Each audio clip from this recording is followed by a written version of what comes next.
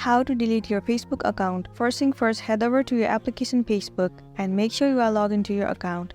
Tap on the three line at the top right and then click on this gear icon. Inside settings, tap on See More in Account Center. You'll find the option of personal details. Head over to it. Move into account ownership and control.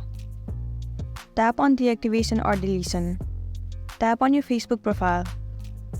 So as we're looking forward on how to delete your Facebook account, just tap on delete account and click on continue.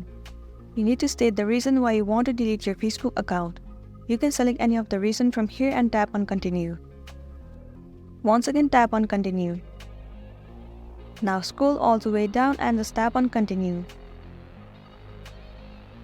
Enter the password of your Facebook account and once you are done, tap on continue.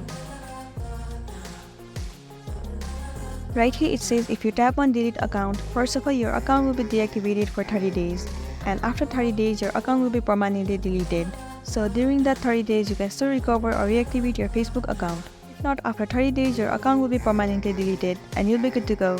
So that's it, and this was a tutorial video on how to delete your Facebook account. I really hope this video is going to be helpful for you. Thank you for watching it till the end.